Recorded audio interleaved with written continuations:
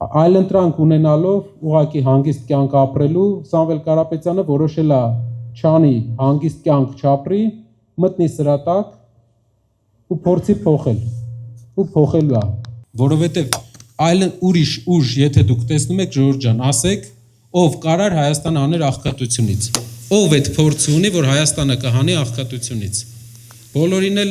լավ են, վատ են, ընդունում ենք, հարգում ենք, բայց որևէ մեկը չկա, որ տնտեսական անցյալ ունենա,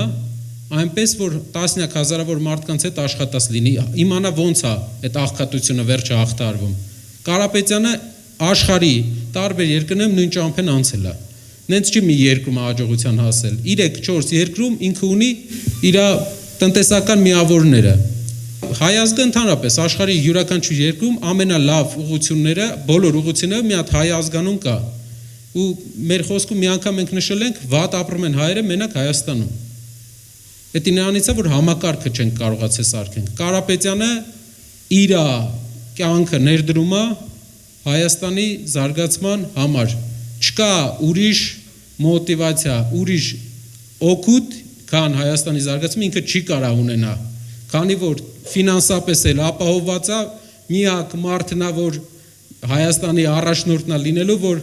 ինքը որևէ բանի կարիք չի ունենալու գալուց։ Գիտեմ, ամեն ինչ փորձել ենք, տարբեր առաջնորդներ ա եղել Հայաստանում, ամեն ինչ փորձել ենք, բայց երբեք չենք փորձել մարդ, ով կարիք չունի փողի։ Չենք փորձել մարդ, ով իր ամբողջ կյանքը ուղղակի տնտեսությունն է եղել, մարդկանց կյանքը, ինչա տնտեսությունը, մարդկանց գրպանի գումարը, գումարի հետ աշխատանքն է, որ մարդը ունենա աշխատանք, աշխատատեղ, կարողանա ծախս անի։ Իր գործը դա է եղել։ Երկրորդը իր կապերն են։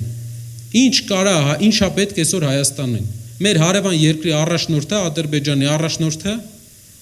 մեծ կապեր ունի, թե Ռուսաստանում, թե Ամերիկայում, թե Եվրոպայում, թե Թուրքիայում, լինելով այդ իր հոր տղեն, մեծ կապեր ունի, մեր առաջնորդը ինչ կապեր ունի, մեր առաջնորդը, որ գնում է միտեղ, ոնց կարա պայմանավորվի այդ գելերի մեջ, պետք է մարդը անցած ճանապարհ ու կապեր ունենա, ճանաչի աշխարհի ամեն երկրում ոնց է դրվածքը, առաջնորդելուց երկու խնդիր կա, նախ ինքը ուզենալու է կյանքը բարելավի, ուզենալու է, երկրորդ ինքը դրսում այդ շրջապատը չի ունենալու, պետք է առաջնորդ, որ ունենա այդ շրջապատը, որ աղքատությունից հանողը լինի, յուրաքանչյուր հարց, գիտեմ քաղաքացիական պայմանագիր կուսակցությունը որևէ թեմա չգտնելով Կարապետյանի հետ կապված, ամբողջ օրը քարոզում է իր հետ կապված անձնական, որևէ բան չեն կարա իրանք ասեն, 60 տարեկան է, չեն կարա իր անցած ճանապարհից մի բան ասեն, որ մի բան լավ չի արել։ Եթե ասում են, ինչ ա արել Ղարաբաղյան պատերազմի ժամանակ 44 օրյա։ ՔՊ-ից կա մարդ, ում Ադրբեջանը Ղարաբաղյան պատերազմից հետո ռոզիսկ կա տվել։ Իսկ ինչի՞ց է, որ մեզ են ռոզիսկ տալիս, բայց իրանք մեզ են հարցնում մենք ինչ ենք արել, իրանք չգիտեն մենք ինչ ենք արել։ Մեզ պետք է առաջնորդ, որ կարողանա պայմանավորվի։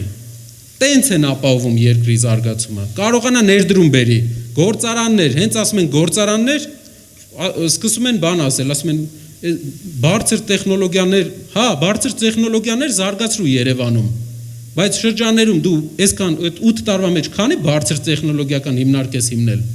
այս մարդիկ որտեղ պետք է աշխատեն, 100 հազարավոր հայաստանցիներ, ասում են երկիրը զարգանում է, եթե դու ասում ես այս երկիրը զարգացնելու ես, ուրեմն գյուղերն էլ ես չէ զարգացնելու, բայց դպրոցները խես փակում։ Եթե դու հույսդ չես կտրել քո գյուղերից, ինչու ես դպրոցներդ գյուղերի փակում։ Ուրեմն իրանք չեն հավատում, որ գյուղերը զարգացնելու են։ Իրանք են հասկանում, որ չեն կարողանալու։ Գնացել էինք Վայք։ Վայքում բժշկական կենտրոնն էին փակում արդեն։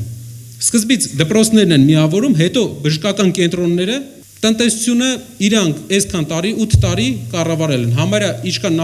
նախկին ամեն ղեկավարն է կառավարել, նույնչափ ինքն է կառավարել։ Սիսիանում աշխատատեղերի վիճակը ոնց եք կարծում։ 8 տարվա մեջ, պատկերացնում եք, եթե մենք նայենք այս տեմպով, մեզ պետք է մոտարապես մի 2 կյանք, որ հասնենք բարեկեցության։ Գյուղերի դպրոցները, տեսեք, իրանք իբր փակում են, որ էկոնոմիա անեն, բայց պետական ծախսերը, աշխատավարձերը իրանց աճում է։ Այսինքն այդ էկոնոմիա չի բյուջեի վրա, տնտեսում չի տալիս բյուջեին։ Իրանք իջացնում են այստեղ, իրանց աշխատավարձերը պետական ապարատի նախարարությունների աշխատավարձերը բարձրանում է։